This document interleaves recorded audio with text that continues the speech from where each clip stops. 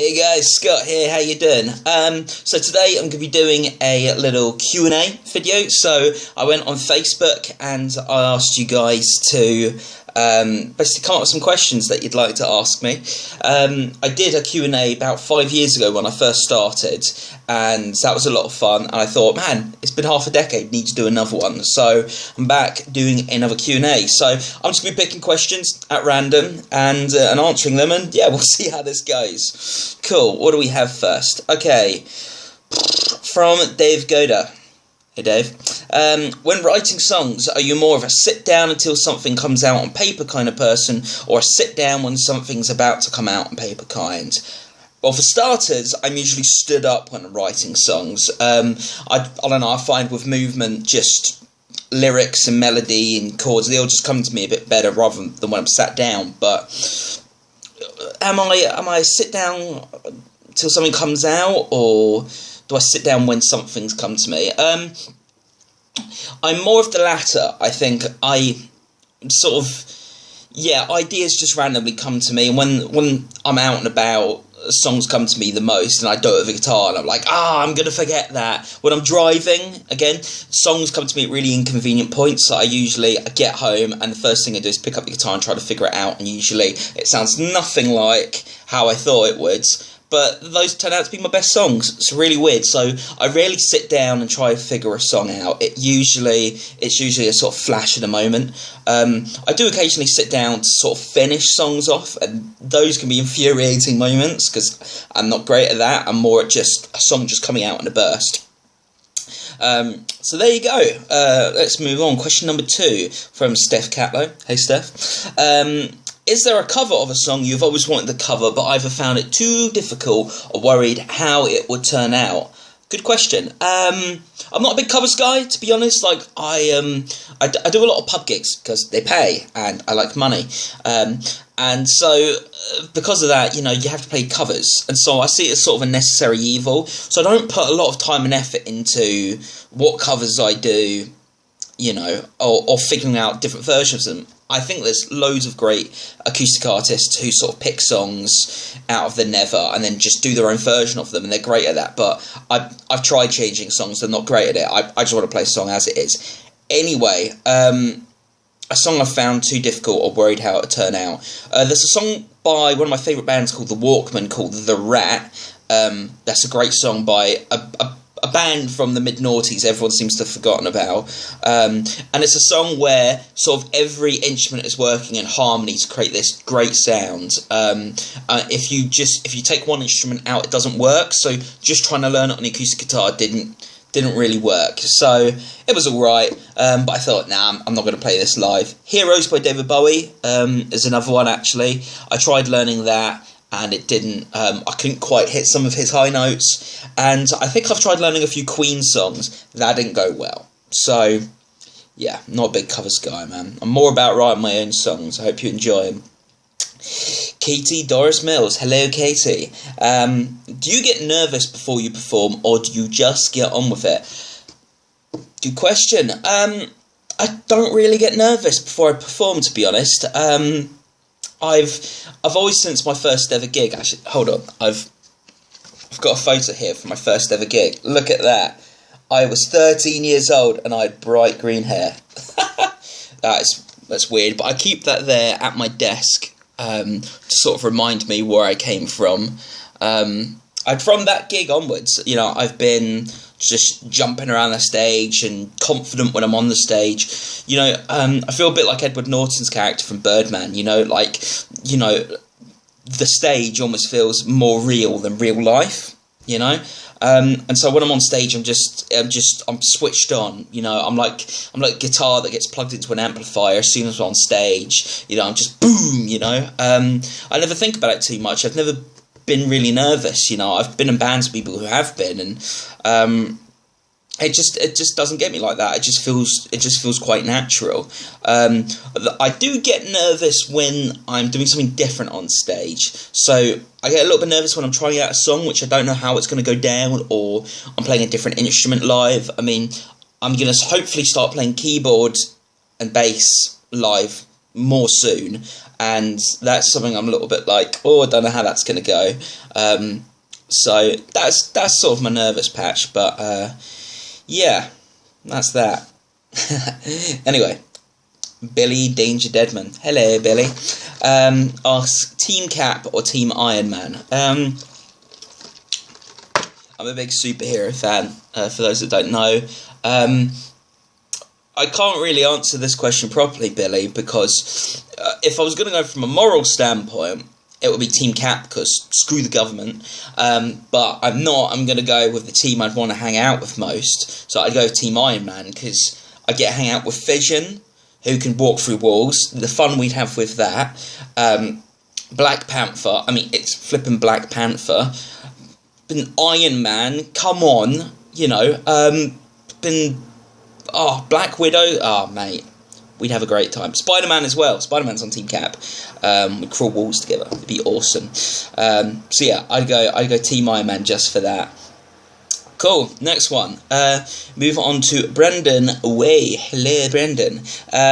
What's the oddest item or body part you've been asked to sign?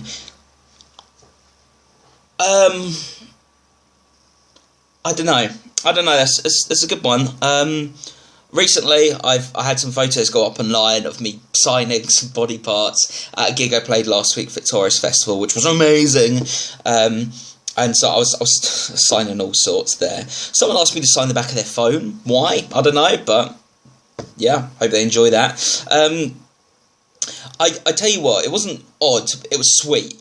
At one of my gigs at the beginning of the year, I played at Acosta Coffee, Sunday Night Live, and I had some kids come up to me afterwards and ask if I could sign their book, and they had like a signature book, and they got different people to sign it or whatever. It was really sweet, you know.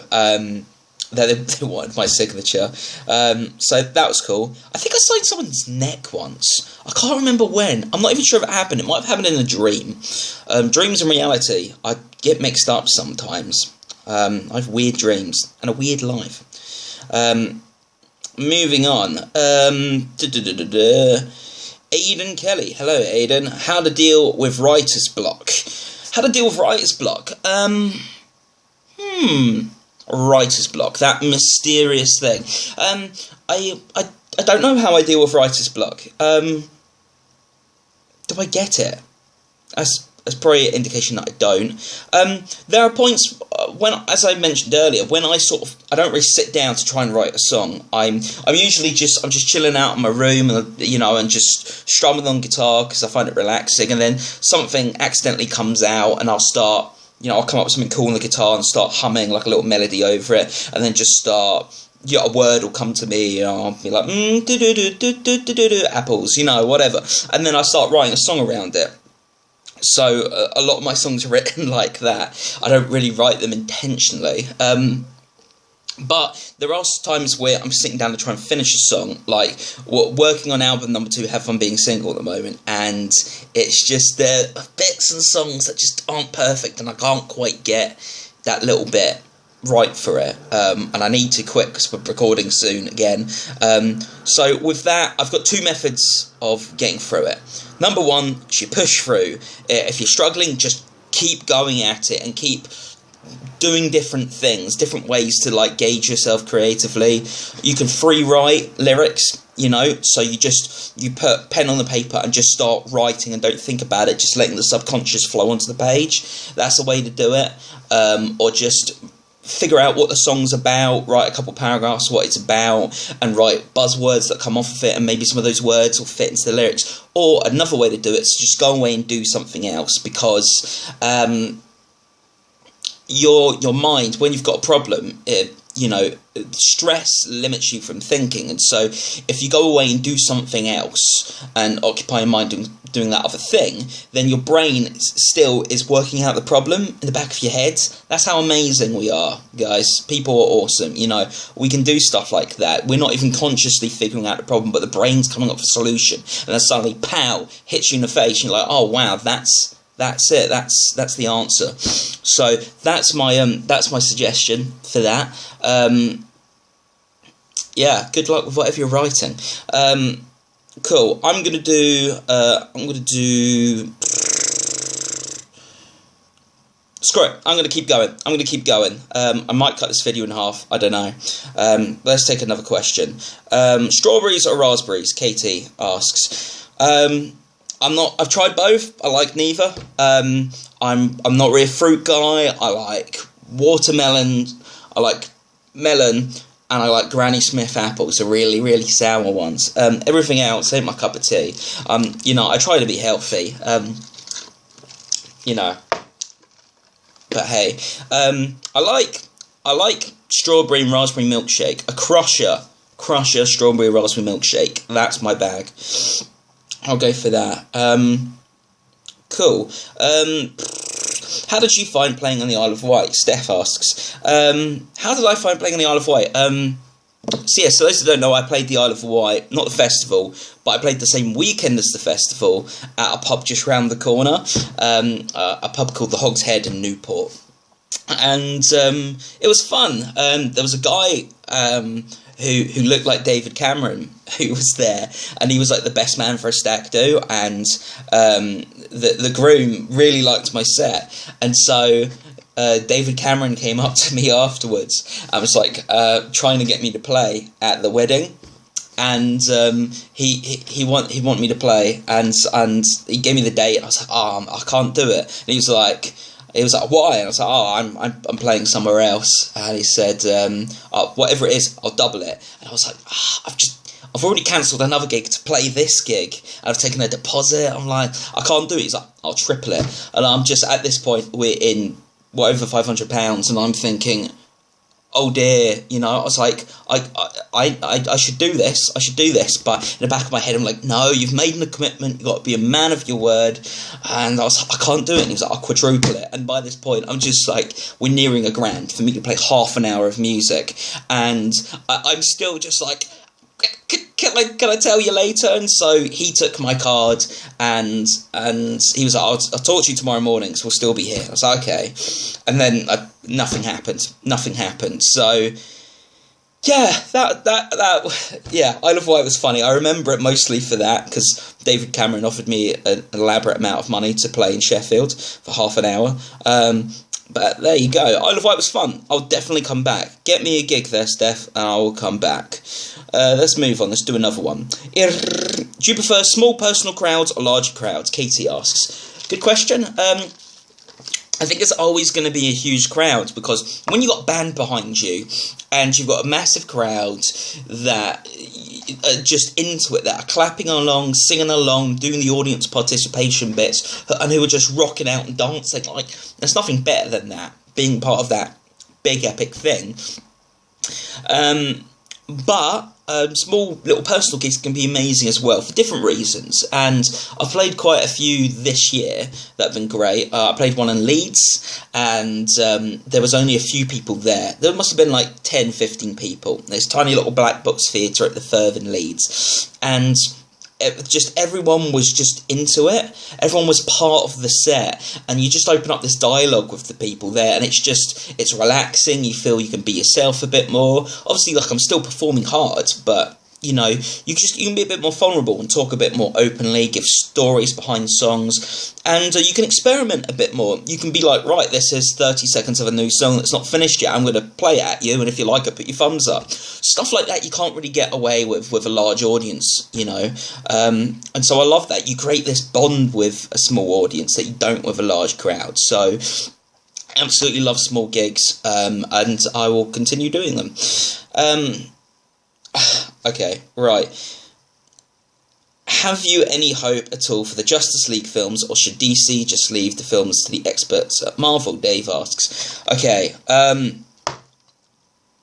I saw this question earlier, and I thought long and hard about it, and I'm not going to get as deep into it as I would. As I say, I'm into my superhero films, and I've very strong views, because I did a creative writing degree, which taught me what good writing is and what bad writing is, and what DC have been doing with their superhero films, Man of Steel, Batman v Superman, and Suicide Squad, is just an example of bad writing, and it just grinds my gears. They don't respect the characters from the comics, the comics Superman, for example, is a character that's been in comics for like nearly 100 years. You know, he's one of the most enduring pop culture icons, you know, and he's an enduring character because he's this beacon of hope. He helps people because he loves people. He's bright and he's colourful, and his comic is bright and colourful to reflect his character. DC, when it made Man of Steel a couple of years ago, made Superman this dark, haunted character who never smiles, who just looks depressed all the time, is torn in his heart about whether he should help people or not.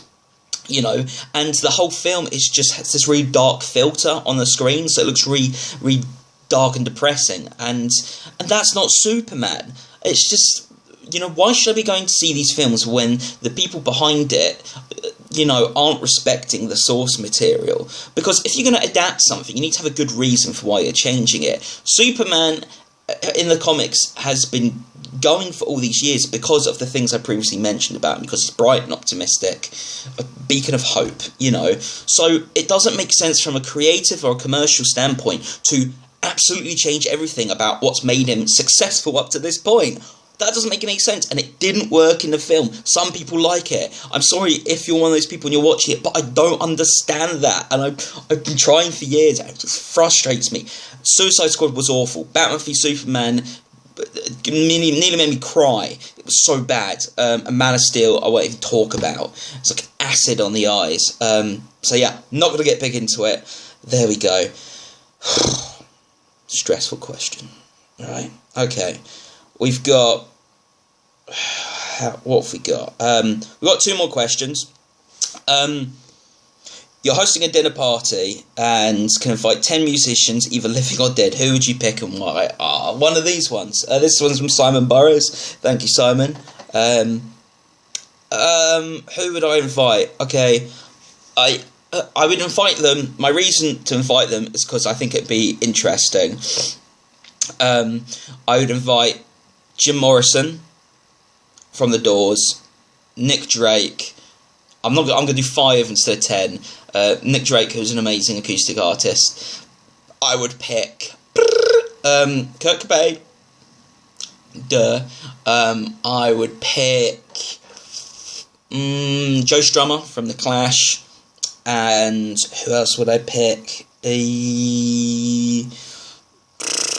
David Bowie. He's sadly passed now. Because I think it'd be a really interesting conversation full of really vivid personalities, and they're the sort of people I look up to, and I want to learn from Jim Morrison, like where he got his lyrical inspiration, Nick Drake, where he got his sound, Bowie, it would just be amazing. Yeah, that's my list. Final question from Aidan Kelly. What have you done to come as far as you have? Okay.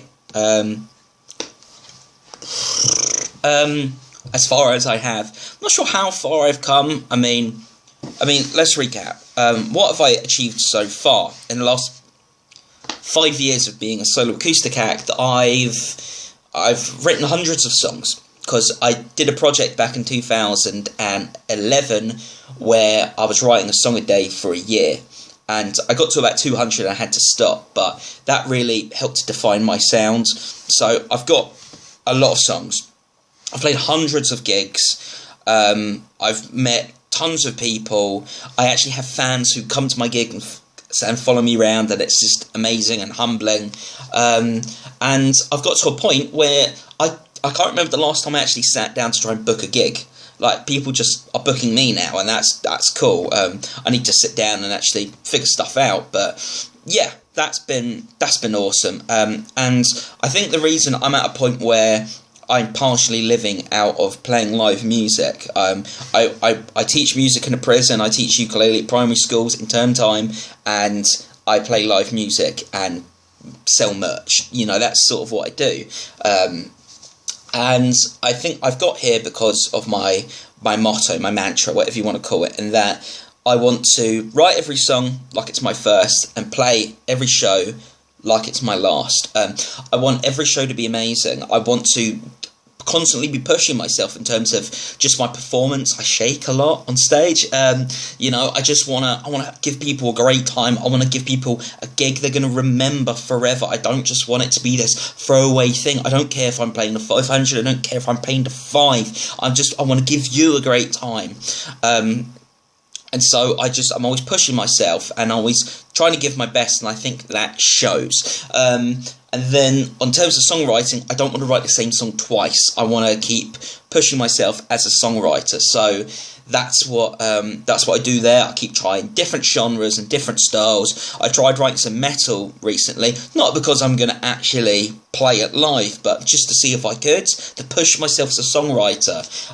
You know, I love all different styles of music. Doesn't mean I love all music that comes out, but, you know, I love music, and so that's what keeps me going. The fact I keep pushing myself as a performer and keep pushing myself as a songwriter. I think that's what you need. You need to have that inner flame that pushes you. And yeah, that's me. Guys, thank you so much for asking questions. I did a Q&A years ago and no one really asked questions and it was a bit lame. So this time around, have enough questions to fill me 20 minutes. I have a watch, don't know why I'm looking there. I do that. But yeah, thank you so much for being involved. Thank you. Yeah, thank you guys. I've obviously mentioned you here, but I shall be tagging you in the video and all of that. I've been Scott, and yeah, peace. Don't know how to sign out.